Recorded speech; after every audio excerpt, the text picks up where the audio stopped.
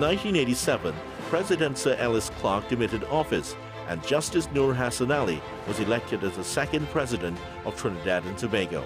President Hassanali was the first Indo-Trinidadian president in this country's history and the first Muslim head of state in the Western Hemisphere.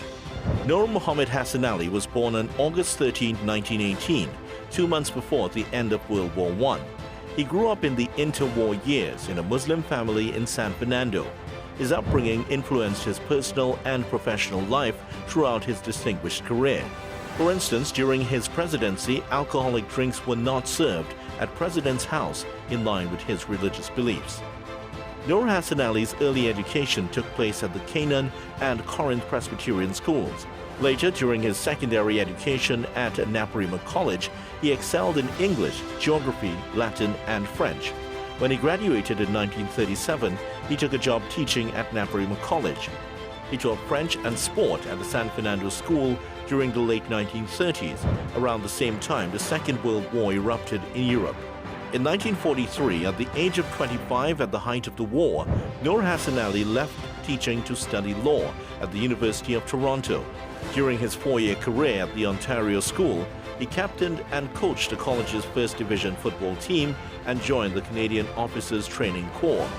Noor Hassanali graduated from the University of Toronto with a Bachelor of Arts degree in law in 1947.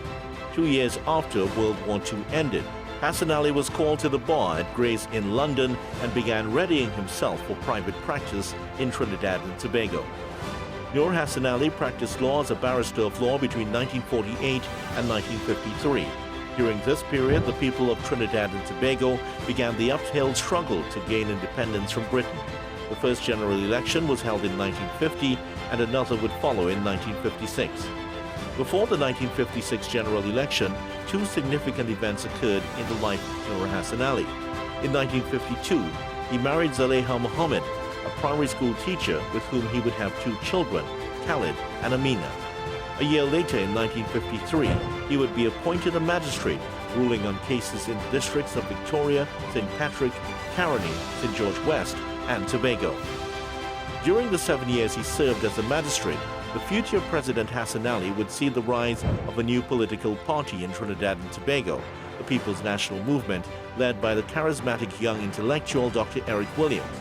He would also see massive regional political developments with the formation of the West Indies Federation in 1958.